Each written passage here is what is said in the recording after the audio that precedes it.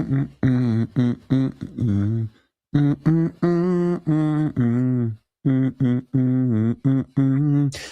AOA podcast, Wednesday episode.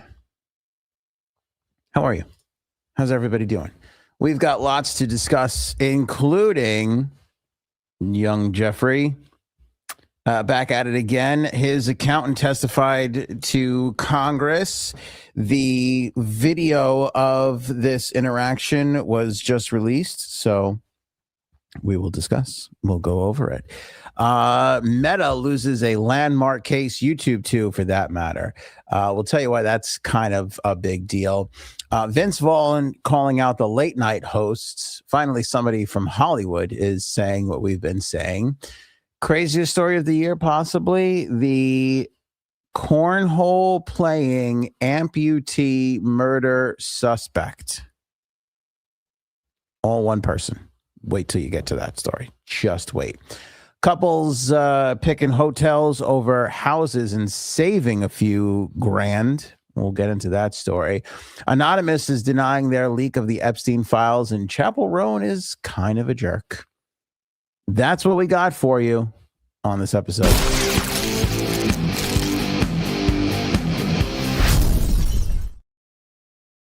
I've been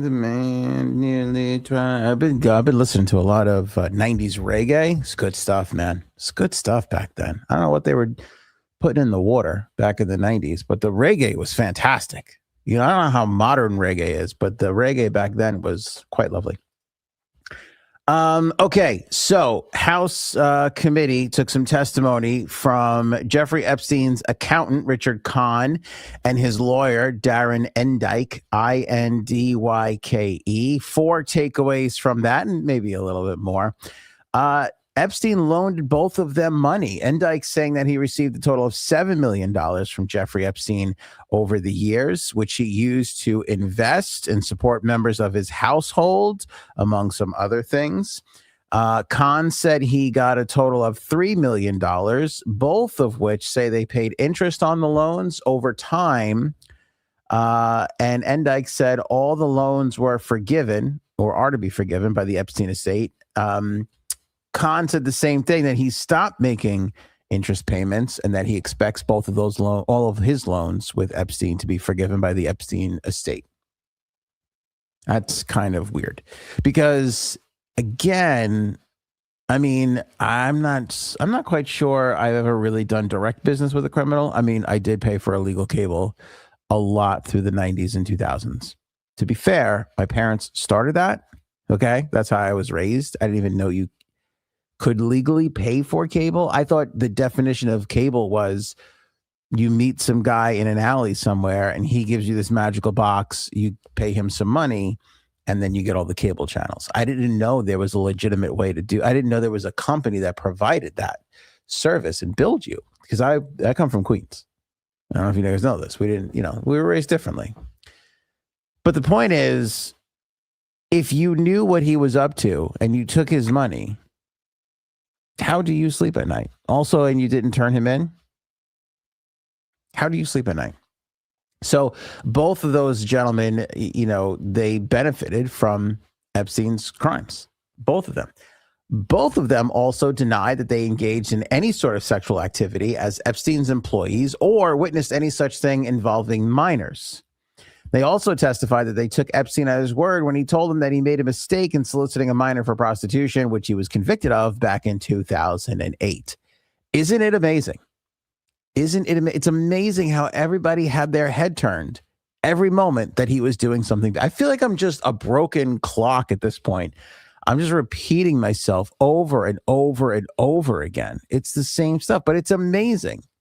A mass network of trafficking, and nobody saw it. Also, nobody was trafficked. Nobody had the girls trafficked to them, quite amazingly. It's really, Houdini, David Blaine, you name it. Every magician would love to know what Epstein's secret was, because he was doing all these things in plain sight, yet nobody saw it. Nobody saw it. Ninjas must be like, how we could learn from this guy. He was so out in the open, yet mysterious and cloaked in mystery all at the same time. Of course, they both said that they regret the thing and blah, blah, blah. I found the last two things, and I think there's a couple more. I got a lot of notes, but I find these last two topics interesting and what we learned from Epstein's lawyer, Endyke, and his accountant, Khan. Both men say they had limited interaction with Ghislaine Maxwell. How is that possible? Endyke said he understood Maxwell to be an overall household manager of sorts. He testified that he looked over some of her financial transactions, like agreements related to her purchase of a townhouse. He said he was not paid for any work he did for Maxwell, which was at Epstein's authorization. Khan described Maxwell as Epstein's chief of staff and said she would travel with Epstein and make sure that his properties were in order. Khan said they were cordial, but he felt unhappy that he was not being compensated for the work he did for Maxwell while Epstein was serving time for his crimes in Florida, which is amazing. So he got a loan from Epstein, but was mad that he wasn't being paid for the work that Epstein asked him to do on Ghislaine Maxwell's stuff. It's weird where people's lines fall, isn't it? It's quite bizarre. And then they never had much interaction with Ghislaine Maxwell. How is that possible? I mean, I don't know if it's just because we've seen the photographs of these two, but they were attached at the hip for a really, really long time. I mean, again, we've got hundreds of videos on this on our YouTube channel. Go look at the playlist there. We've got so many videos on this topic. But there was a time where we thought that Ghislaine Maxwell was pregnant with Jeffrey Epstein's child. I mean, I don't know if we ever got to the bottom of that. I think that that mystery is still kind of out there. You know, it's still floating out there. And maybe the most enraging thing that we learned from the testimony of Jeffrey Epstein's accountant and his lawyer, which is that both Khan and Endyke told the House committee that they were never questioned by any government entity about Epstein's crimes, rumors, his original conviction, nothing. Khan said, and I quote, "I've never been questioned by any government authority." He added that he received subpoenas from the Southern District of New York and the U.S. Virgin Islands Justice Department for estate documents, but they never spoke to him. They never spoke to him. It's the largest trafficking ring we've ever seen. And our own government never asked anybody around him a single question about what they saw or did. Never. You sit here and you see story after story and you go, nothing is ever going to happen. The government, your government, our government that we pay for, we pay them to ignore and protect pedophiles. Every last one of them. Pam Bondi may have the ire of most of us now because she's the one in the seat, but you could essentially point to every director of the Department of Justice, every attorney general for the last, well, since he's been around, 20 years. Where was 08? So 20, the last 20 plus years. Everybody that has sat in the Oval Office down to the Department of Justice, the FBI, are all responsible for letting him slide. 21 years, 20 some odd years. Nobody has questioned any of them. None of them. None of them have been questioned. We know that the victims have not been questioned. His employees have not been questioned. I mean, it's insane. It is insane that this is still going on. And these guys are coming and going, this is the first time I've ever talked to anybody. Nobody's ever questioned us before. Nobody. It's definitely not a hoax, though. I can tell you that. It is definitely not a hoax. So let me see here. Epstein owned multiple this is a couple other just miscellaneous things here. Epstein owned multiple high-value properties in Manhattan, Palm Beach, New Mexico, Paris, and his private island. Khan struggled to clearly explain the full scope of Epstein's financial network under questioning. Questions were raised about how money was moved between entities and who had access and authority. Lawyers, accountants claim limited knowledge or memory lapses on key details. Depositions suggest a tight inner circle with very few people having full financial visibility. So, I mean, that's kind of like who was the guy who ran the Ponzi scheme? It was the same thing. That's kind of important when you're doing really bad shit. You got to keep everybody away from each other. You don't want anybody to know what the other person is doing. That's really important when you're trying to get away with bad stuff. Trust structures were designed to control and distribute Epstein's wealth even after his death. Ongoing questions were raised on who benefited financially. Yeah. I mean, the whole thing is just insane. I want to say hi to everybody in the live chat. Thank you so much for joining us. I want you to know I wasn't ignoring all these wonderful hellos. Hello, hello. It's so nice to see everybody saying hi, not only to me, but everybody else. I love it all. Mountain's good to have you here, catching alive. That's awesome for everybody. The hellos continuing. Everybody's excited to see each other. I love that. Thank you, Mountaintops, for saying I've got some excellent questions here. I'm feeling pretty good about my questions. I like the way the questioning is going here. Natasha says, Natasha, where'd you get that photograph? It's like, you got like a real like Vogue pose going on there. You're going to text me who did your headshots, because I need somebody's got to help this fucking mess here. His assistant and his girlfriend knows everything and still free. Yeah. There's a lot of Sarah. What's her name there? There's so many. I can't even remember all their names. People that have just been floating around in his atmosphere. The chef there, that's now Jimmy Kimmel's chef. All these people. Nobody has talked to any of them. Nobody has talked to any of them. There was that surveillance footage the other day of the landscaper there. He was brought in. He said, the FBI has never talked to me. It's all this stuff. It's nuts. Nobody's asking these people anything. But there was Kash Patel. There's nothing more to learn about the Epstein. That guy. I wish he stubs his toe every day. Every morning, I hope he wakes up and stubs his toe on the fucking coffee table. That big-eyed piece of shit. All of them should be fired. All of the current people should be fired. And everybody who's been there from this administration all the way down through Bush 1 should all be questioned as to why this was allowed to go on for so fucking long. All why? Because he was intelligence, allegedly, supposedly, I mean, it's insane. It's insane. Big old drink of Coca-Cola is right. You got that right, Pokehippie. That's 100%. Thank you. But, I like multiple potatoes and I like multiple 100 logos. Big fan of the 100 logo. So hello to everybody. We're up and running on the episode here, and it's important to hydrate. It's important to snack. Let's go and look and see. Let's look in on what I feel like we got a live look in on Robin's snack of choice during the show. You can see he's got the show on the iPad there. He's got a fresh batch of Jif, big, tall glass of ice cold milk. Robin, I don't even want to tell you what that milk would do to. I'm having the milk nowadays. I'm trying to eat healthier.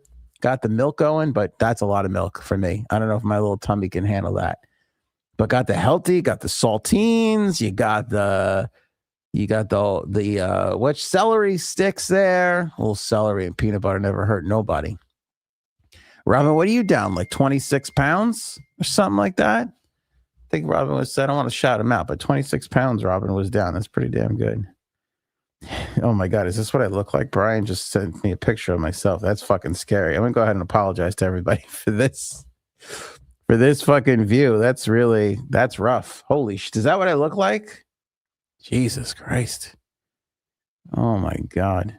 Could you imagine? My wife, she voluntarily kisses this. It's unbelievable to me. I think we got to get her eyeglass prescription fixed. Next time my wife goes, I'm going to the eye doctor and be like, you don't want to do that. You don't want to see this in HD. That's going to be a problem for you.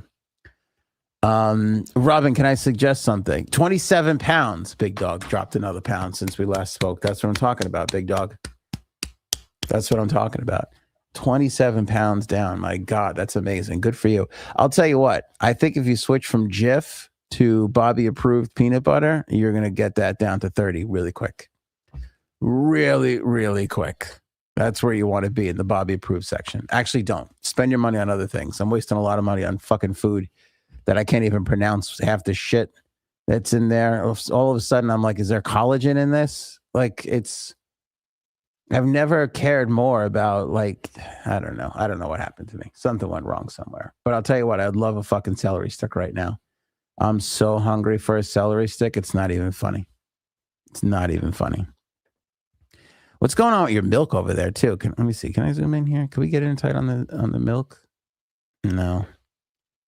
Oh, you know why? I got to do it this way. Let's go here. Bam. All right, just making sure. April 2nd. All right, you got a little more time on the milk. That's good. What kind of milk is that? What are we working with here? Let me see. Great Value milk. That's a good milk. Yeah, that's they have good cows. That Great Value. Robin, you're much like me. I'm like, what's Hood? What is Hood at? Why is the other one like $3 cheap? Give me the store brand. I don't need Hood. Hood could go fuck themselves. Do you guys have Hood by you? Hood is the milk by me. And we got Hood over here. I don't know. Is there like a brand of milk? Like there's never been a thing. Like, there's Coke and Pepsi and there's no brand of milk that everybody loves. Is there? Fat-free 0% milk. I don't like this. Vitamins A and D. That's a good milk right there. Although Bobby tells me, I don't know if you guys are big Bobby people, but Bobby approved tells me you got to have only certain, it's got to be like grass-fed cow milk. It's a big thing with him. I saw this girl on TikTok the other day. She goes, "Oh, I drink unpasteurized milk. It's safer." And I'm like, is it? I'm not really sure what it is. I don't know if you could really, it's crazy. You cannot spend, Robin, who are these fucking people buying the more expensive milk? That's what I want to know. Who are these fucking people? Who are these people Borden milk. That good. That is a Steb or Deeb? Sorry. I don't know. Borden is a big one. I feel like because they got cheese going too, don't they? Yeah. Borden I've heard of. That's a good one. Highland. I feel like I've heard of Highland. I mean, Kirkland. That's a Costco thing, right? You got the Kirkland milk. Who are these fucking people buying the expensive milk? That's what I want to know. Who rolls in there going, I'm not going to get this milk. I'm getting a fancier milk. But it's the same. It's the same milk. It's the same. They're all filled at the old Borden factory. You think Great Value or Kirkland's out there with their own farms? No, they're getting it's one fucking milk place. They're putting it all into the different. I don't need the fucking. Although I thought you could cheapen out on the olive oil. This is a Bobby approved thing. I go, we'll just get the cheap shit olive oil. No. You got to get the olive oil. So first of all, no seed oils. But olive oil matters because here's what they do, these fucks. They mix a whole bunch of different kinds of olives in there. You need one type of olive. What's weird is when you're talking about race, if you're like, we can only have one, racism. But when you're talking about olive type, healthy. That's the difference. That's what I've learned. Take what you've learned from racism, don't apply it to race and real people, but apply it to all. It's okay to be you can't mix olives. We want to mix cultures and people. We don't want to be mixing olives. That's bad. Racism bad, olivism good. So you guys learned something today from the AOA podcast. That's big. That's big. When it comes to people, accept everybody. When it comes to olives, one type of olive. That's it. That's all you can have. And also glass jars, not plastic. That's what I'm saying. That's why I got to buy the cheap milk, Robin, because I'm fucking spending an extra $17 on goddamn one type olive oil here. I checked on almond milk, too expensive. It's harder. So I drank almond milk because I thought I was lactose intolerant. Turns out I was just inflamed up the ass. Gotta really start rethinking things before I say them. Because now I drink regular milk, not a Robin size. I can't do this, Robin. I can't drink a Robin size milk, but I could drink a little bit of milk in the coffee and I'll be okay. So it's not that. But I go to find out all the shit in almond milk. You know what's in most almond milks? Natural flavors. You know what natural flavors means? Chemicals. Natural flavors are everything but natural flavors. They're just chemicals. All right, why am I doing an infomercial for Bobby? we got other shit to get to here. Focus up, Ant. Let's get back on track.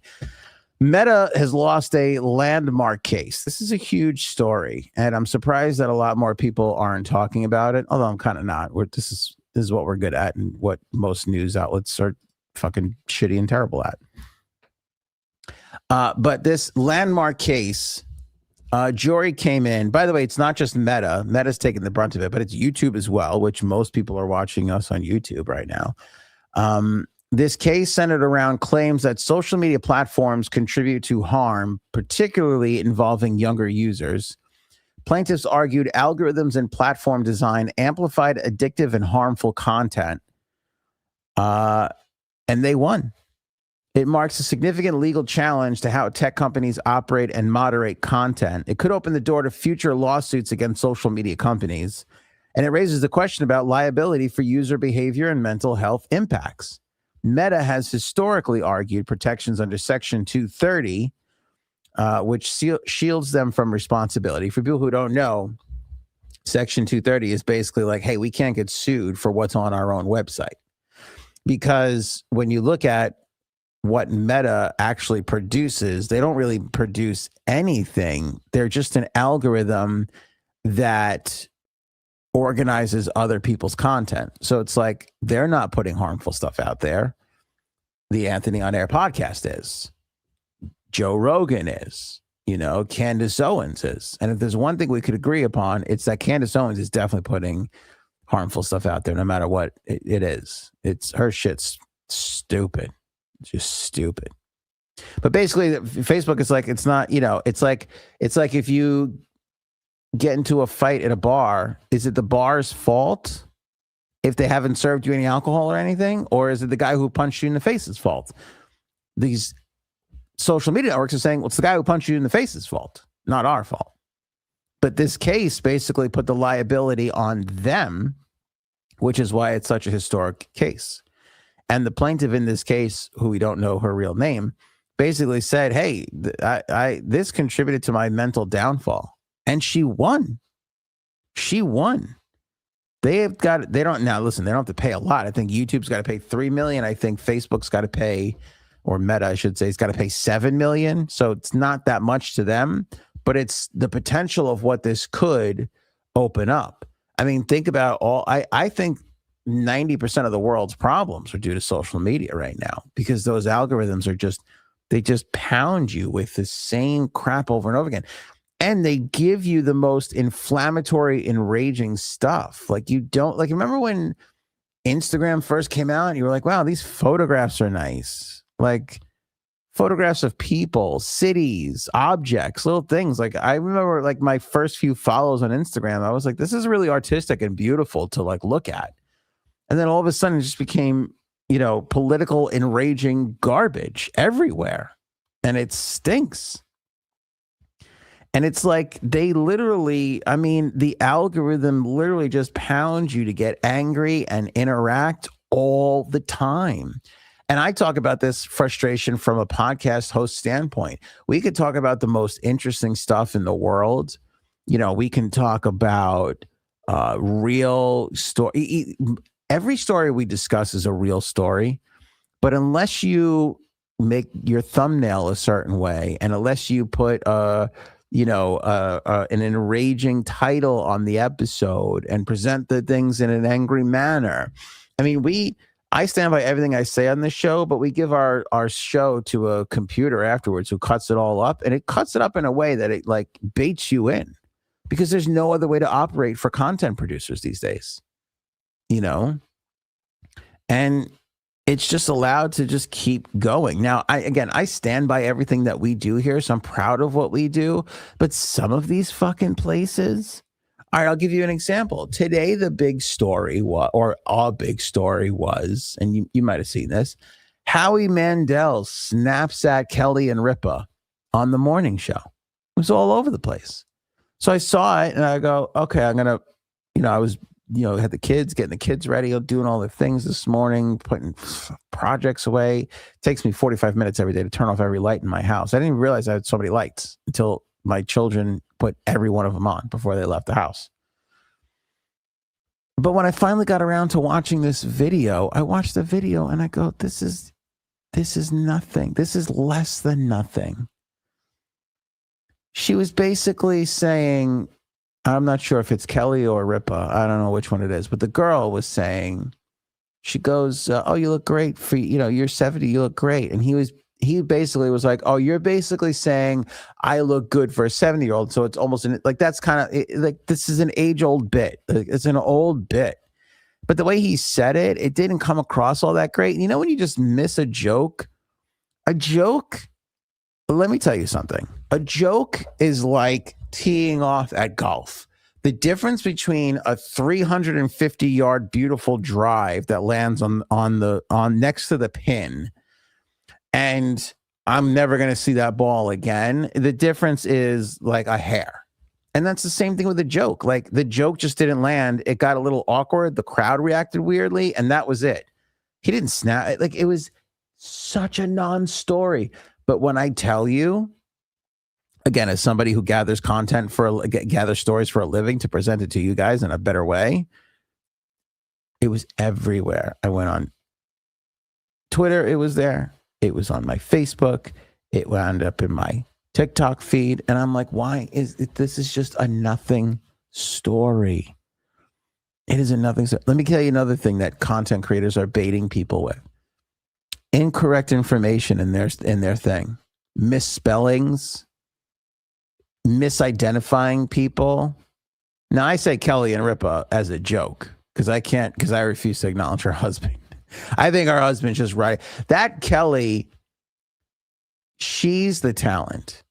I know was like an actor or whatever, but he's just riding her coattails. She's the fucking talent.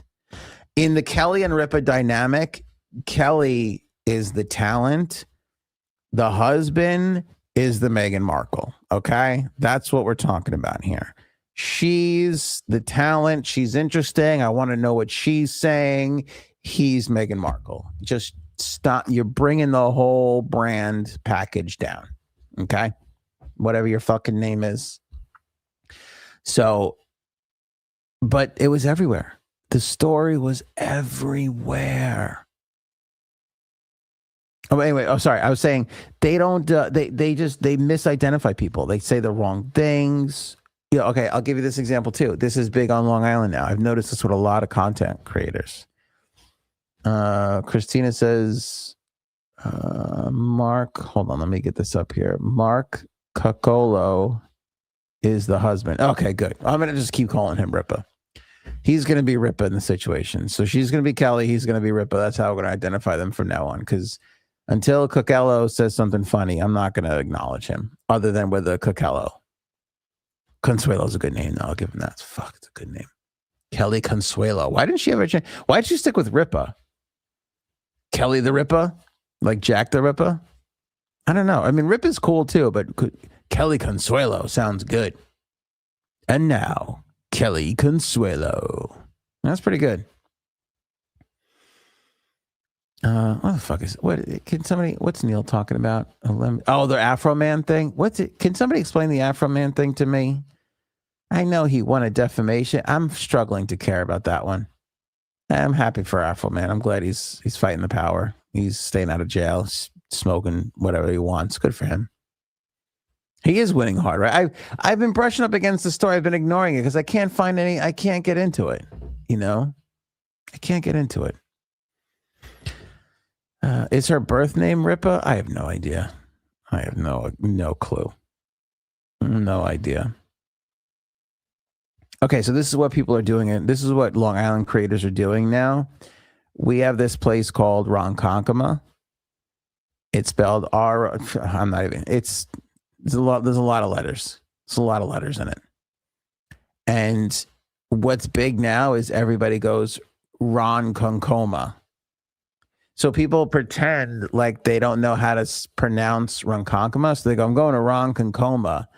And then what happens? Everybody who lives here goes, it's actually Ronkonkoma. But they're just typing in and they're creating more engagement and they're giving a boost to all these. So now there's incentive. These social media networks have incentivized creators to give bad information because that creates more engagement. Ronkonkoma. More like Ron Cucoma. That's right, PokeP. Way to go, big dog. You got to that first before everybody else. That's pretty good. That is pretty good. Way down in Kokomo. A chair, the corner. I'm gonna watch the scene. Call Brian Love, see if he wants to do so. Oh wait, no, he died. Did he die? No, he's still alive. The other one's dead. Is Brian Love still? No, who's the dead one? He died too? No. Yes, Brian Love passed away. The one that was Mike Love. Mike Love's still alive? No, he's alive. Don't talk about Mike Love. Okay, call him. See if he wants to do a spoof with us. Brian Wilson died. What did I say? Brian Love? Yeah. With their cousin. I haven't had a drink all day today, if you could believe it. Mike Love is 85, still going strong. 80 fucking 5? Yeah. God damn. Good for him. Shoot him a text. See if he wants to do Kokomo instead of Kokomo. Yeah. Okay. Cuddles is on it. She's going to get back to us. So anyway, fuck the social media sites. They're driving me up a goddamn wall here. But I think they're just going to, and how, by the way, so many people are, the lawsuit was like contributed to my mental downfall. I'm like, great. Who can I talk to about picking up a clean 10 million off of my mental downfall? Who do I speak with? Because I've been on fucking Facebook since day one over here. I'm deteriorating like crazy. I definitely find myself now just like going for a scroll. Like I have those moments where I'm like, I'm going to sit down for 20 minutes and I'm just going to fucking scroll. And I'm so excited. But you know what happens? After 10 minutes, I'm like, I hate everything. This is all terrible. I hate all these things. I'm like, I don't even know what this is. And I'm at the point now too, where it's like, I bounce from Facebook to Twitter to TikTok to Instagram. And it's like, and I love my Islanders, but I'm kind of like, how many times can I watch the same video on all these different things? You know, they're all putting it out on the same things. It's frustrating. The social medias are frustrating. All right, I gotta retain a lawyer, you think? What would you do? I'm gonna sue the social media networks for my mental decline. Cuddle says this has been happening before social media was even invented. It's true. Pokehippie says MySpace was legit. Bring back MySpace, bro. MySpace comeback 2026. Let's do it. I'm down for it. I can't wait for it. MySpace, get those glittery pages going again. That's what I'm fucking talking about. Well, MySpace action up in this motherfucker. By the way, we still have I was just going through our backgrounds. We still have our 420 background. If our regular background was a MySpace background, this is what it would look like. It would definitely look like this. It would for sure look like this. Let me put this here. Oh, you can't really see the thing in the background. Yeah, there you go. There we go. That's a MySpace background right there. Dear Lord. Vince Vaughn calls out late night. Somebody put the thing back on here, please. Thank you. Okay. Vince Vaughn calls out late night, which I love. This is something that I've been saying for quite some time now. And I'm just happy that Vince Vaughn said it, because I feel like you need that person like from within Hollywood to start calling it out a bit more, you know. But essentially, like, you know, he was saying that the late night hosts just got far too preachy. You know, like it all just got far too let me bring it up for everybody here. He was on Theo Vaughn's podcast and they were talking about like a bunch of stuff and, you know, about how Hollywood has been changing and all this jazz. And then, oh God, I'm still stuck on. Is there any peanut butter? Why? Do we have any celery? No. Jesus Christ. Robin's sitting here with a plate of fucking celery, and I got to stare at it the whole show. All I want is a thing of celery. You know, I come home after a long day, and all I want is some smoked turkey. It's a Sopranos line. Cuddles usually laughs at that. I'm busy right now. I'm sorry, I know. But people listen for your laughter to make sure that you're okay and you're alive. That's important. All right, here's Theo Vaughn with Vince Vaughn. Oh, it was a little Vaughn on Vaughn action. I didn't even realize this. Perhaps they could have called Mo Vaughn to get involved. Would have been nice. You know? Or who was the guy from Major League 2? What was his name? Wild Thing? What was his first name? Something Vaughn. Give me Vaughn. 10 points for anybody who can tell me who the Vaughn was. Who Wild Thing Vaughn? What was his first fucking name? Oh, Paul, you're killing me. As soon as somebody says something bad or good about Republicans, Paul immediately hates them. Paul, I don't know who's worse, you or Frankie C these days. You guys are like two peas in a pod. You guys are like Kelly and Ripa or Vaughn and Vaughn in the morning. What was his thing? His name? Wild Thing Vaughn. Wild Thing. Lance Vaughn? That can't be right. All right, we got to look up Wild Thing Vaughn. Also, I'm not really happy with how many times you can... No, I know it was Charlie Sheen. That I know. What was his name? Steve. Oh, Steve. We got Stevie Ray Vaughan. We got to get Stevie Ray involved. Ricky Vaughn. Cucky Vaughn. 5 points for Robin for coming up with Cucky Vaughn. That's pretty good. Can we move on? Why is nobody pointing at that? Get that nominated. Let's get that nominated from Paul. Paul's on the board.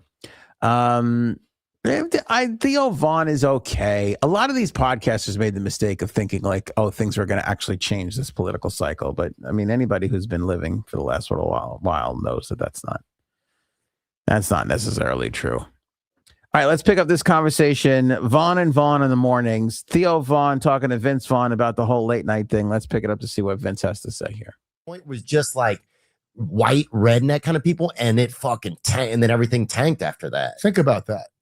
But see, they never get it right. The podcasts have gotten so much more popular with less production, less writers, less staff. And the reason why we have two people working here, and both of them are hungover. Then one guy has shingles. But the place is clean. I like that. You keep a clean place. Thank you. Yeah, we did a vacuum. But yeah, because people want authenticity. Yeah. And I think that the talk shows, to a large part, became really agenda based. Yeah. They were going to evangelical people to what they thought. You know what I mean? And so people just rejected it because it didn't feel authentic. It felt like they had an agenda. It stopped being funny, and it started feeling like I was in fucking a class I didn't want to take. Yeah. Do you know what I mean? Oh, for sure. I'm getting scolded. 100%. Yeah. 100%. And so I think that's the phenomenon isn't what they say. They always blame technology. But the reality is it's the approach. You know, someone could go watch a stand-up at Madison Square Garden, and they want to go because it feels dangerous. The crowd is alive. I don't know what Theo's going to do or say, and I love taking that experience. So it's fun. I don't want to stay home and watch it on a TV because I want to experience that live. Right. And So I want it pure. that's where you're coming from. That's the main point. And I think people are going to tune into a podcast more so because they want to feel like people are having a real conversation. It's interesting to them. But if you look at what happened to the talk shows and why their ratings are low, it's got only to do with the fact of what you just said, which is they all became the same show. Yeah. And they all became so about their politics and who's good and who's bad. And it's like, imagine sitting next to someone like that on a fucking plane. Oh, Bro, you'd be like, how do I get out of this fucking seat? I would fart right next to Holy me. cow. You put your way out of it. Yeah, I would. So this is what we've been saying, and by the way, and this is something that I try to explain to my liberal friends and my Democrat friends. This is why people don't like you. It's because it's so preachy and it's so I'm right, and if you're not on my page right now, what's wrong with you? And at large part, the world, the country rejected that. Like, if this past election was about anything, it was about this. And that continues to this day because I keep trying to tell that to people. Like, I keep trying to impart that onto my liberal friends, and they don't get it, and they keep making the same mistakes over and over again. This world openly chose Donald Trump because they were just flat out tired of being talked down to. And a lot of people don't get it. And a lot of people act like if you are not on their level of acceptance and moral authority, that you're just wrong right away. And it is such a turnoff. And people flat out reject it. People don't want to be told how to live.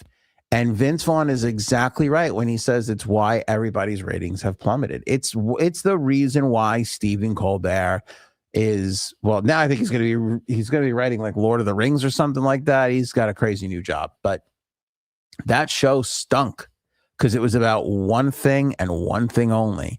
And he's right, Vince Vaughn, when he says, you go to a comedy show, you don't really know what's going to happen. The great thing about a comedy show is it feels so spontaneous. Meanwhile, all that shit is so rehearsed. We even know it's rehearsed. But we go in there going, there might be something new. Who knows what was new, what was material, what he was riffing? We don't even know unless we've seen the material before. And the same thing happens with a podcast. This is authentic. This is raw. I have my notes. I kind of know where I want to take the show. But if you thought I was going to open up this show and do, 10 minutes on celery sticks and milk brands, you're mistaken. There's no milk brands in the notes. There's none. There's no milk. No, that was off the cuff fun shit. That was just some fun stuff to fuck around with and do. You're not getting that on the late night shows. Even Kimmel, who I think is hilarious, who I enjoy immensely. I can't watch his stuff. I get enough of the bad stuff that the president does on my own. I don't need to, and he doesn't make it any lighter anymore. It's just all preachy and it stinks. And Colbert was even worse. I love John Oliver. I think John Oliver is hilarious. I haven't tuned into John Oliver's show in forever. I just can't sit through it anymore. Now, Bill Maher, that show I could watch because I don't know where Bill Maher is going to turn out on a lot of things. I mean, I do. I kind of have an idea. He's more liberal than not, which I don't mind. I'm more liberal than not. I believe people you should be able to marry whoever you want. Transgender, great. Gay, happy, straight, interracial, whatever. I watch all the kinds of porns. Okay. All those porns. I watch all of them. Trans, interracial. I've never seen Cornhole Amputee Murder Suspect, which we're going to get to next. That's a new one for me. But the point is, I feel like most people are socially liberal, perhaps maybe a little fiscally conservative, and Bill Maher can differentiate and come down on different sides of topics, like he said the other day, I don't give a shit if he's building a ballroom. I care a little bit more than he does because I like the historic thing of the building. But when I saw everybody losing their mind over the ballroom that day, I was like, I don't even care this much. Like the White House is going to change. Like I know that too. It's really like, do I wish the guy went through the proper channels? Yeah, but you could see now that it's all getting hung up. It's all getting hung up on now. He's going to have to go through all that crap anyway, even though he thought he could avoid it. But the point is, there's a thrill to not knowing what you're going to get, and those late night shows just don't have it anymore. And that's why they're losing. If I walked into NBC, ABC, or any of those Fox, whatever, any of those places, and they're like, what should we do about the late night show? I'd be like, no political jokes any longer. Just cut it out.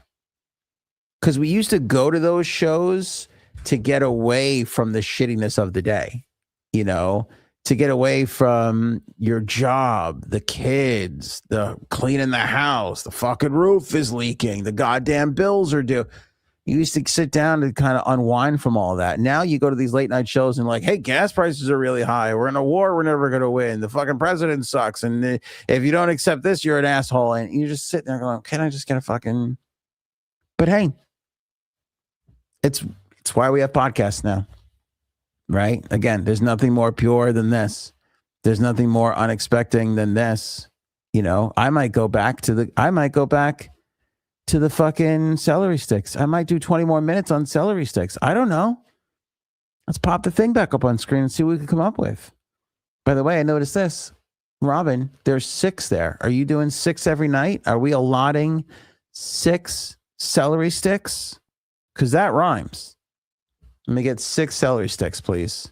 I don't know how many saltines you got going on there, but I will say that's a nice butter knife. That's a nice butter knife. A lot of red Solo cups. And is that a bloody knife in the background over there? What is that? You know what? Let me take this off the screen before we find ourselves in a whole big investigation there. So good for Vince Vaughn for calling it out. I hope more people realize, except for the late night show hosts, because again, the worse they do, the better podcasts do altogether. Okay, have you heard this fucking crazy ass story? Dayton Weber is a known cornhole player, amputee athlete. He's got his arms amputated, legs amputated. He's a cornhole player. I'm not quite sure how that all works. And now he's being accused of murder. Dayton previously gained attention for overcoming severe health challenges. The story includes dramatic past involving near-death experiences. He's allegedly involved in a homicide case that shocked those familiar with his story. Details of the crime and the motive are still emerging. Case highlights stark contrast between inspirational public image and serious criminal accusations. The investigation is ongoing with legal proceedings, but right now, basically at this moment, Dayton Weber, who has amputated arms and amputated legs, and somehow has a cornhole career, is facing murder charges. How could you not have 150 questions? How does he throw the beanbag? And how did he kill somebody? And with what? Do you know what I'm saying? Like, I don't even know. He's a quadruple amputee professional cornhole player. First of all, more than anything, the fact that we have professional cornhole players is amazing. The fact that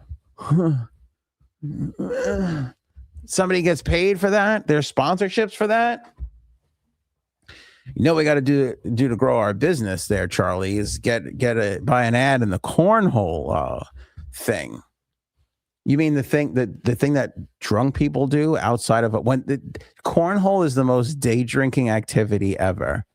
You never really sit there at night going, you know what I'm in the mood for right now? I can go for a wicked back 9 of cornhole. By the way, is it 9?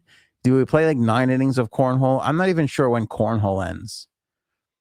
Cornhole ends for me after like the 4th throw, and I'm just like, I can't. This is horrible. This is boring. Remember when we were sitting down drinking, going, we should do something, and we got up and we threw the beanbag 3 times? Now I want to go back to sitting down. I realize that this is too dusty and dirty and gross. You know, it's horrible. Professional cornhole. Anyway, let me see. He's been charged with murder and related offenses over a fatal Charles County shooting on March 22nd, 2026. Dayton James Weber, 27, of La Plata, Maryland, was arrested in Charlottesville, Virginia, home of the Dave Matthews Band, and arraigned in Charles County for the fatal shooting of 27-year-old Bradrick Michael Wells. Great name. Sorry you're no longer with us, Bradrick. But that's Bradrick Michael Wells is a 10 out of 10 name. Weber was arrested at a Virginia hospital and faces 1st and 2nd degree murder charges as he awaits extradition to Charles County. How do you arrest somebody who doesn't have hands? Was that insensitive? Because I feel like it was genuinely curious. Because if there's nothing to keep the cuffs on, how do you arrest him? How does that happen? I don't mean to be insensitive, but it's just one question after another when it comes to this case. What do you do there? Is it just masking tape? You just masking tape somebody? Just a couple laps,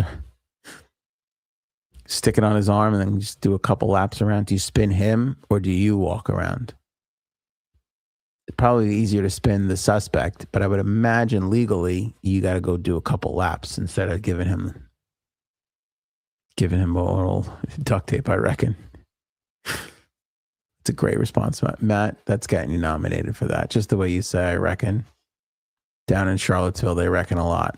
A lot of reckoning going on down there. Did he have prosthetic arms? I don't believe so. Not from the photographs I've seen. It literally amputated from like here. I'm not even sure if he had an elbow. I don't know if it was here or here was the amputation, but he definitely didn't have hands. There were no hands. So I don't know how you arrest somebody with no hands. I'm not quite sure how that happens.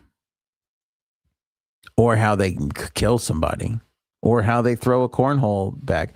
Actually, do you remember the guy who he had some weird hands going on and he used to tap his food? I used to watch that guy all the time. I don't know what happened to him. He fell out of my algorithm. But it was something with his hands. So he kind of had like a hand and maybe like a couple of fingers or two. It was very like kind of like this. But he used to pick up he would pick up his food like this and he would like tap it.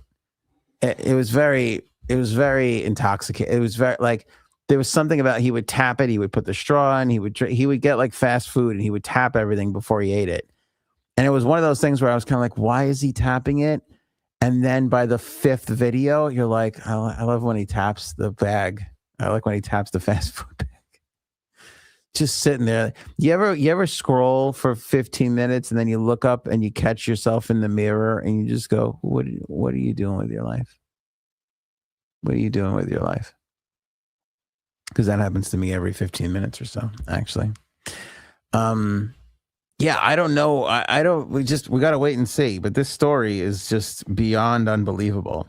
According to the charging documents signed by a detective from the Charles County Sheriff's Office, Weber is formally charged with first-degree murder, accused of intentionally and with premeditated malice killing Bradrick Wells on or about March 22nd at the Newport Church Road at 1015 Newport Church Road in Charlotte Hall, Charles County, Maryland. Charlotte Hall, Charles County, Maryland, Charlottesville, Virginia. Okay. A lot of Charles and Charlotte's going on here. Second degree murder also charged in the same incident. And so one relating thing.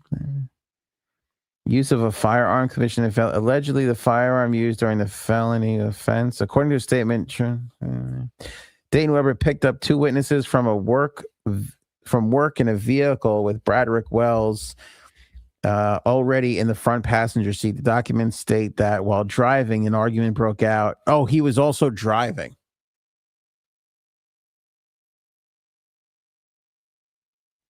The professional cornhole player with no hands or feet is accused of murdering somebody while he was driving a vehicle. Nothing's real in it. The show's over. We can't, not that this episode is over. The show is over. This is it. We made it to the end of the internet. Do you know in the Truman Show when the boat finally hits the fucking wall and he's like, oh, that's it. This is it. This is that moment in the world. It's over. There is no more. There's no more after this. There can't be any more after this. There can't. He was driving. He was driving. Now, I know amputees can drive, but we're talking about there's a lot of drive and murder at the same time.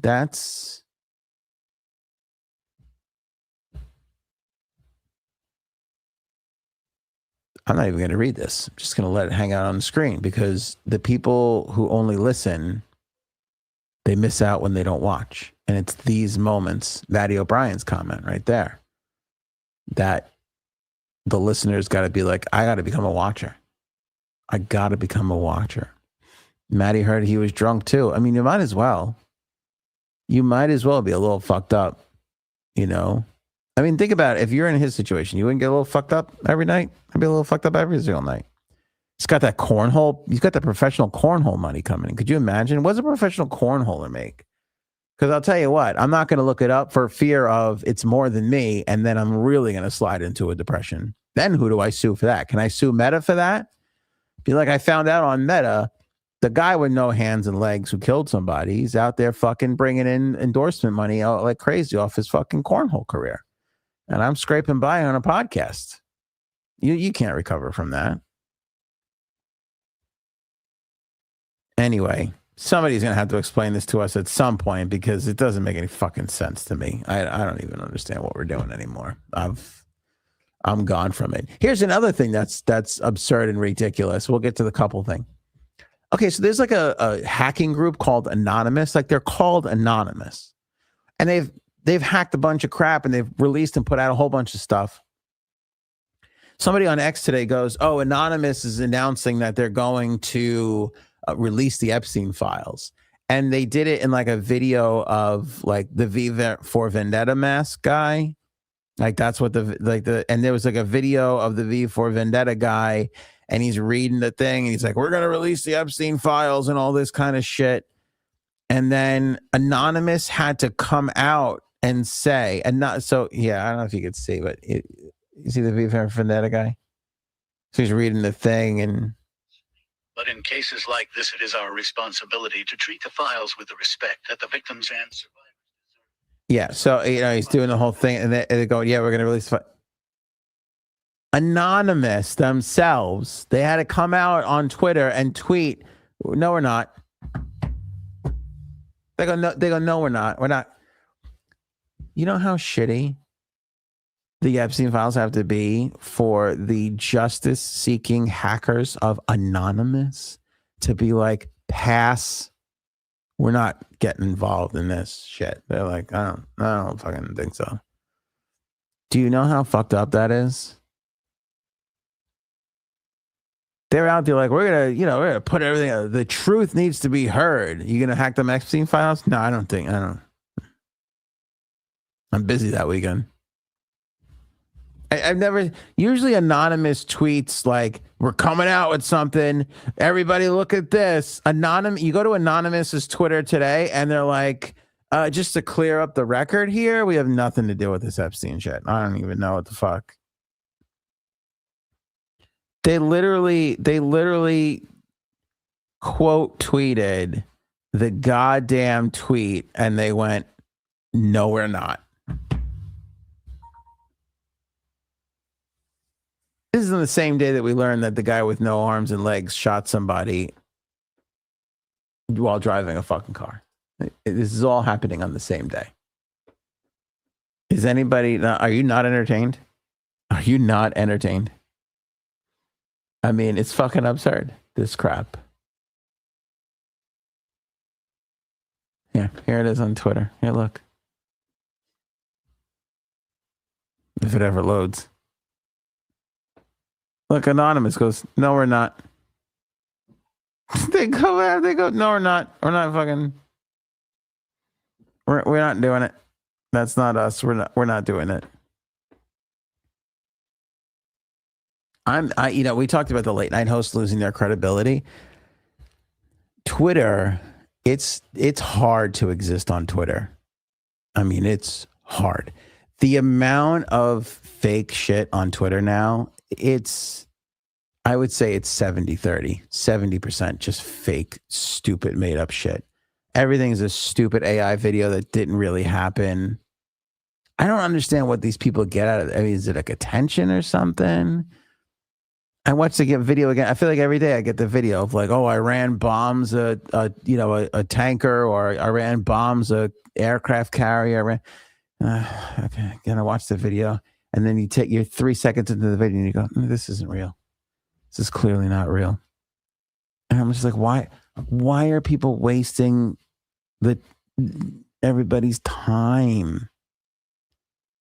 Why are they wasting everybody's time? You go through Anonymous's Twitter, they're like, this is bullshit. or they're like, hey, we're calling out this injustice, or just letting you know we're this, and they're literally like, oh, we are not doing. I've never seen Anonymous deny something. It's amazing to me. That's amazing to me. They had to come out and be like, yeah, we're not, we're the people who hack things and leak it for the betterment of mankind. Yeah, we're not going near the Epstein thing. Even they're like, I'm not fucking, I know better than to fucking dabble in that shit. It's unbelievable. And then you still have people that are victim shaming out there like, well, why didn't the victims just come? Well, it's not that. If fucking Anonymous is scared, what do you want some fucking girl to do? That's a tough thing. That's a tough thing. All right, I don't know how true this is. It's one of my favorite parts of the show here, where we read a headline and we don't read the story. We don't do the research. Do your research, bro. This is a non-researching moment. We don't do the research. We read the headline. It's good enough. We take it to air to talk about it because I can't figure this out. The headline here is couple saves $12,000 a year living in a hotel.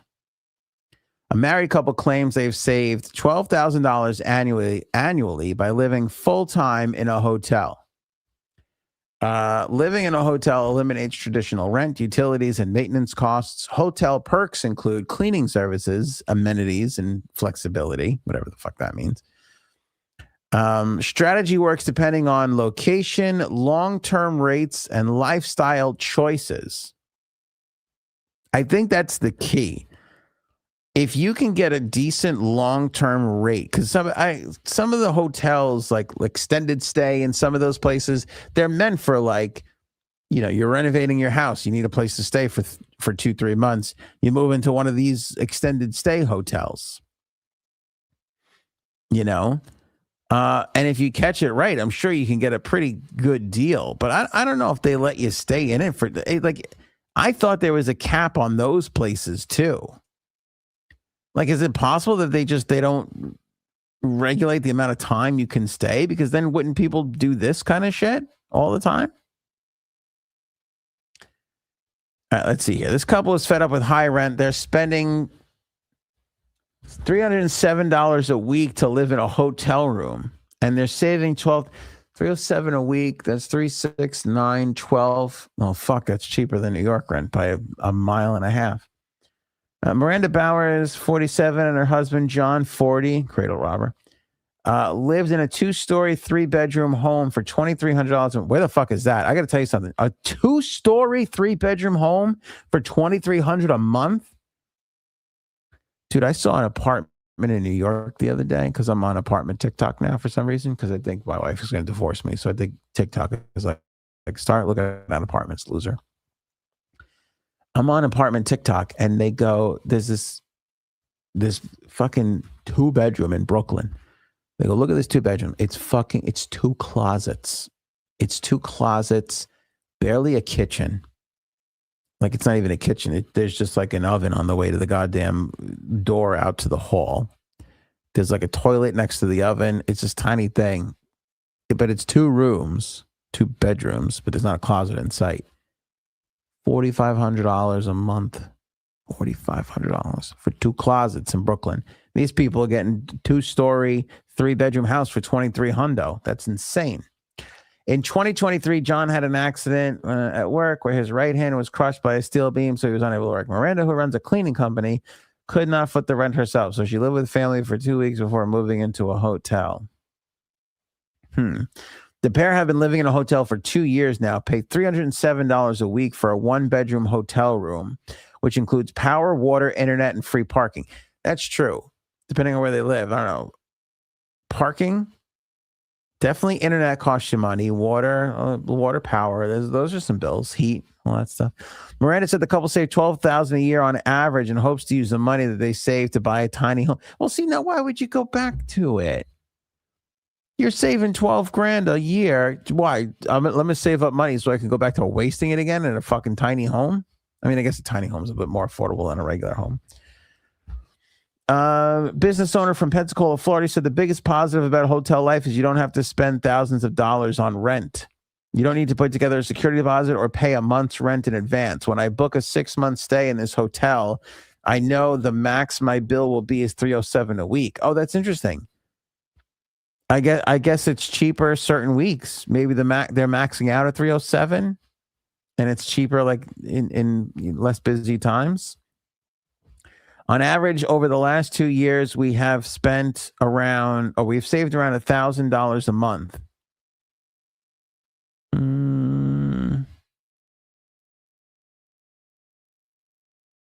It was too hard. Miranda just now Miranda will reserve her room for 6 months at a time. I wonder if they got to move around though, or do you get the same room again? Miranda said we have a kitchenette with a 2 stove burner and a full-size fridge so we can cook our own meals. Included in our weekly payments are power, water, trash, internet, and free parking. They offer to clean your room every 2 weeks if you want them to, and will provide you with fresh bed sheets every day. I like the convenience of it. It is $1 bill a week. We don't have to worry about running the water or turning on the air conditioning. They hope to use the money to purchase a plot of land and build a tiny home. I think you should just fucking stay where you are. It sounds like you're living it up. Use that 12 grand, go on a nice little trip for yourself. This looks bigger than any fucking place. This has got to be in Florida, though. There's a Pensacola, yeah. I mean, shit. You could Pensacola. I don't know why people are living in New York. You know, I really don't. It's insane to live here. Why am I living in New York? Somebody's gonna have to get back to me on that one. Some great deals available on Expedia these days. Where you living? Would you find something on apartments.com? No, Expedia, actually. It's been great.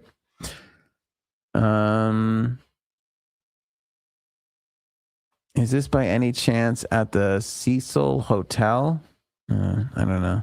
Is that am I missing a bit there? I would love to stay in I like a good hotel. A Schkivo hotel, no good. But I like a good hotel stay. I like a good comfy hotel stay. It's nice times. I think we did all the story. Oh, Chappell Roan. Chappell Roan. What a dick, huh? Story came out the other day that Chappell Roan was not so nice to a soccer player's kid, something like that. All right, so the story comes out. You're like, I don't know if I could believe this or not believe this, whatever the case may be. And then we get this video today of Chappell Roan acting like a complete and total dick. You know, some of these fucking celebrities, I honestly don't know where they get off. You know, it's really unbelievable. They fight all their lives to become famous, and then they get famous, and then they hate the fame. It's like, she's complaining people don't have a right to come up to her. You don't have a right to fucking talk to her. All this shit. Bro, you wouldn't be fucking famous. You know, it's like, I know it's shitty. I get that it's like a shitty thing to be a part of. But people care what you have to say. People want your music. Like, do you know what the alternative is? You're nobody. You're nothing. Nobody shows up for your music. Nobody shows up at your concerts. So I'm just trying to go to dinner, and I've asked these people several times to get away from me. Please step to the side. Step to the side. This person I've asked several times to go away, and they will not. They're hiding their face because they're ashamed. Because I've asked them. These are all the people that are... completely disregarding all of my first time to see you, Chappell. So this is, then go away. Happy to see you. So all of you, I'm asking you kindly to please leave me alone and stop following me and harassing me. What are you wearing? Okay, Chappell, no problem. You have your choice, yeah. If you're wondering how And what are you wearing? Fashion icon. Fashion Fashion icon right now, Chappell. Thank you for the vlog. Thank you to Towela Tamar on TikTok. Go follow Towela Tamar. Good follow. What a dick. Listen, everybody wants their privacy respected. I get it. But this half an asshole is literally standing out on the sidewalk gleaming all the attention, streaming it on social media for more attention, going, woe is me. Look at all these people that won't leave me alone. You know how you get them to leave you alone? Walk in the fucking restaurant, you asshole. Just walk right into the fucking restaurant. You stand out there. The one kid wants an autograph. Okay, he's probably going to sell it. What do you fucking care? If nobody cared about you, if everybody left you alone, you wouldn't sell a record. You wouldn't be able to afford the lifestyle that you so comfortably enjoy now. Although from what I hear, mommy and daddy were very, very wealthy. Mommy and daddy were very wealthy and set you up really nice. Chappell Roan is a complete fraud. She is a complete fraud and a real piece of shit in my eyes. I got to tell you. Because I found out this other thing too. She did this whole big thing about the Grammys. She was like, fuck the Grammys. I'm not down with that stuff like that. I 3 seconds of research. Do your research, bro. 3 seconds of research. I got to find out. She went to Grammy camp. Grammy camp. Can you fucking believe these people? Could you imagine if I said to my mother, I want to go to Grammy camp? She goes, yeah, you are. You're going to your grandmother's all fucking summer. I don't want to see your fucking face anymore. My Grammy camp? Are you kidding me? She went to Grammy camp to grow up to be an asshole who's like, I'm going to boycott the Grammys because I'm so, again, here's another one of these morally superior people going to tell everybody else how to live. Give me a fucking break, dude. Be grateful. Do you know what a genuinely good person is? They walk out and they go, I'm not going to, please leave me alone. I appreciate you guys. Thank you. I got to go. Can't sign right now. Be grateful that those people are there because one day, Chappell, those people ain't going to be there and you ain't going to be happy about it. There's plenty of never has-beens or never was, has-beens or never was that are out there going, I wish somebody would pay attention to my music. I wish somebody would pay attention to my artwork. And nobody ever does. And they're not happy. You've got the attention and now you're out to be like, look at how horrible this is. I get it's not ideal, but people care about you. You should take that as the compliment that it is. Inconvenient? Yes. Weird and stalkerish at times? Certainly. But to act like these and to put them on camera, what are you, a fucking asshole? Does nobody have manners anymore? It's unbelievable. It's unbelievable to me. She's like, I have the right to be famous and out here and be left alone on the side. Are you fucking kidding me? Now listen, if she had a kid and she was with her kid, don't take pictures of the kid. If there's other people involved, I give a little more leeway there. You're by yourself. You're mugging for the cameras, complaining about the cameras. You can definitely go fuck yourself. I have zero respect for this young lady. Zero. And when she was having her moment last summer or the summer before, whenever that was, and everybody was loving the song and everything, I was like, cool. This is, you love to see stuff like that because you're like, you go from nothing to this huge thing. She was like headlining Lollapalooza or whatever the fuck. It was like a big deal. I was like, all right, cool. That Pink Pony Club's a good song. I get it. But now she's like, oh, I don't have time for the Grammys. And look at these people won't leave me alone. You know what? Then go away. I wish everybody would give her wishes and leave her alone so that she can then be everywhere to try and get noticed again and get attention. You spend your whole life trying to get attention, then you get it and you're like, how dare these people pay attention to me? You should just go fuck right off, man. Go fuck right off. You got to be kidding me. And by the way, has she come out with anything besides Pink Pony Club at this point? Come up with a fucking second hit, dude. I feel like you're another summer. If you don't have another hit by this summer, you're going to become the Pink Pony Club girl that nobody's going to give a shit about anything else but fucking Pink Pony Club. And that is a brutal. So who's the American Pie guy? McLean there? Don McLean? I did a show with Don McLean once.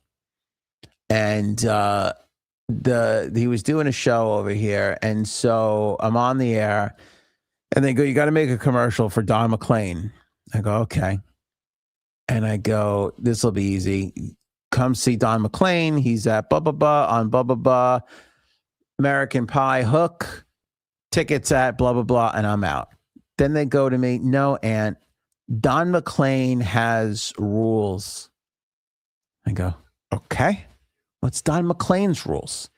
You can't only use American Pie. You have to use these other 3 songs as well.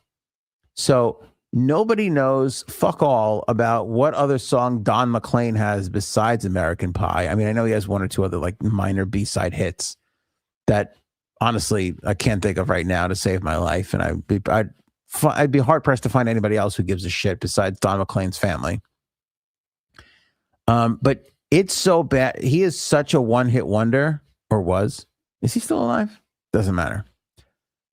That Don McLean, he had rules that if you were going to book him at a venue and then you were going to buy radio advertising to tell everybody that he's going to be there, you couldn't only use American Pie because that's how much of a one-hit wonder he was.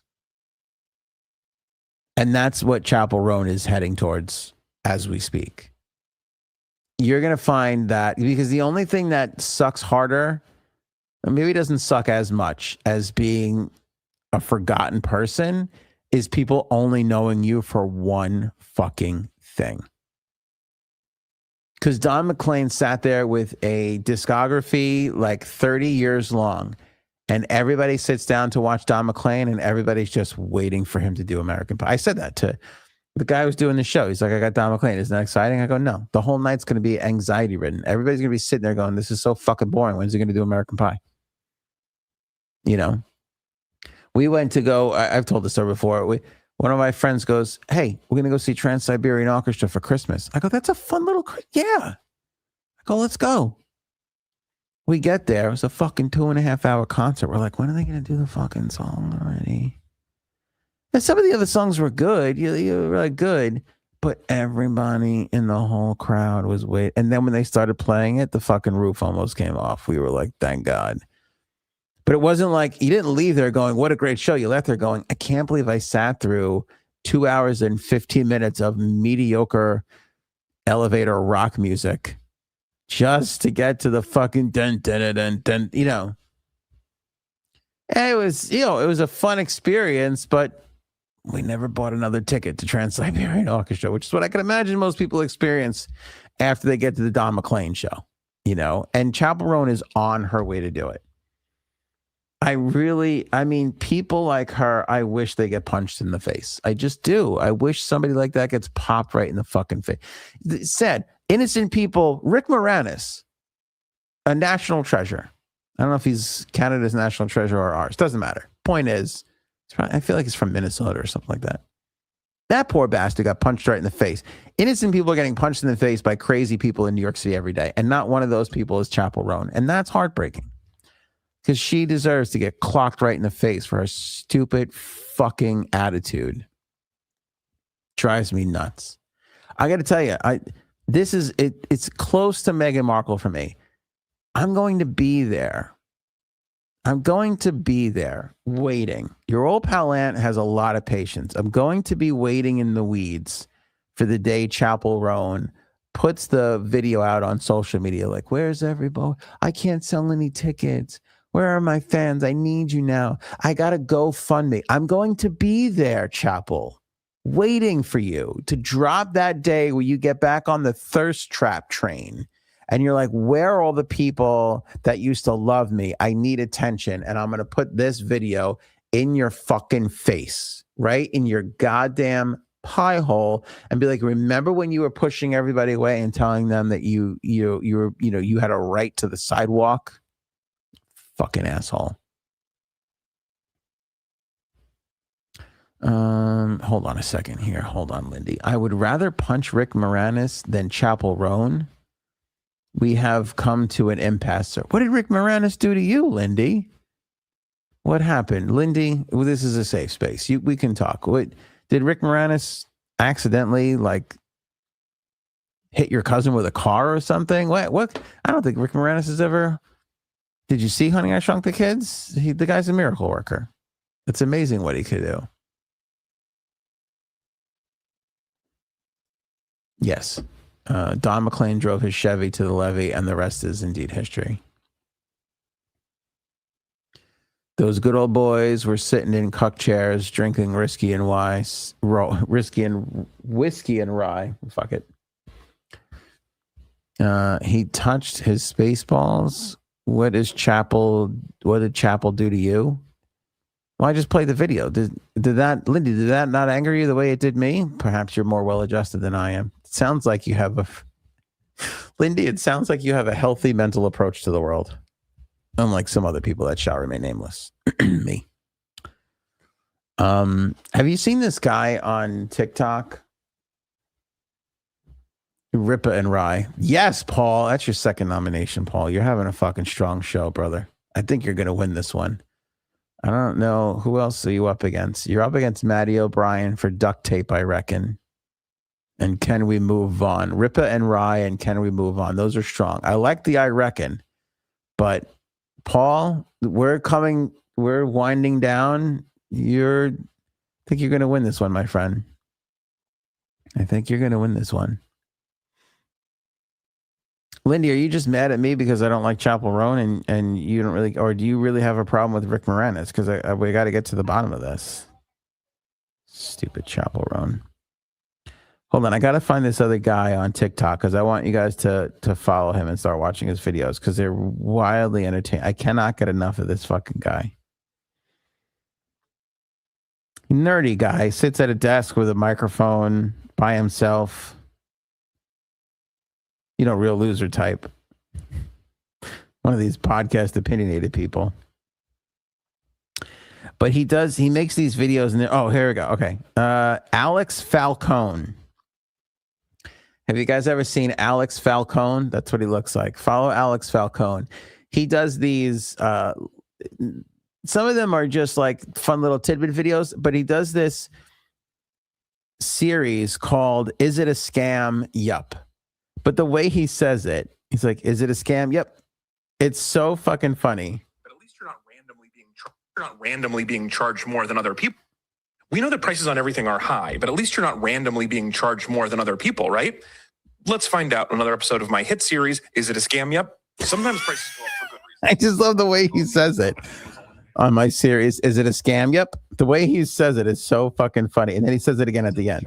Price of umbrellas when it rains, and they're going to continually frack our wallets until we're all just dried up husks who send our paychecks directly to tech bros. But is it a scam? Yep. We know that prices on everything are high, but at least you're not randomly being charged more than other people, right? Let's find out. Another episode of my hit series, Is It a Scam? Yep. Sometimes prices go up. I love that. I see shit like that and I go, why can't Frankie C ever come up with something original like that? Wouldn't that be great? We'd be huge. If Frank would just try for one episode, I think we'd be the size of Alex Falcone. Anyway, I like Alex Falcone. He comes up with some fun stuff sometimes. A lot of little like factoids and tidbits, but I like, is it a scam? Yep. That's my favorite thing. We're gonna definitely start using that. Is it a scam? Yep. I think people are loving the Rippa and Rye, Paul. I think you're a shoo-in for this one, you know.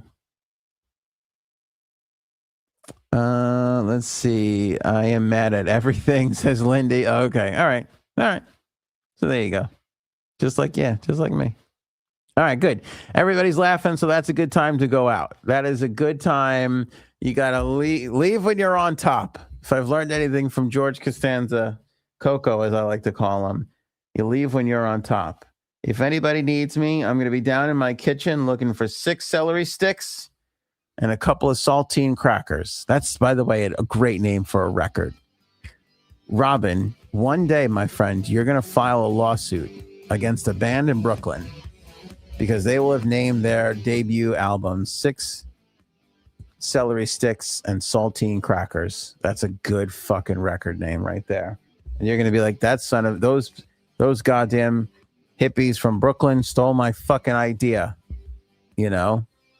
And I'm going to be there with you in the court. Being like, Your Honor, is it a scam? Yep. And let me tell you why. And the whole thing's going to come full circle, which we're all going to really love, you know? We're all going to really love. I'm going to, dude, I am going to cuck it up with those celery sticks, Maddie. You better believe it. I'm just gonna sit there. I'm gonna cuck myself. I'm gonna sit in a chair and look at myself in a mirror, watching myself eat celery sticks. It's gonna be the celery cuck of a lifetime. All right, everybody, go get Oval. Link in the description. Robin also just put it up. Have yourself a great Thirsty Thursday. Potato salad. We're back on Friday with a game and more. Maybe we should go now. Go ahead. Love you all.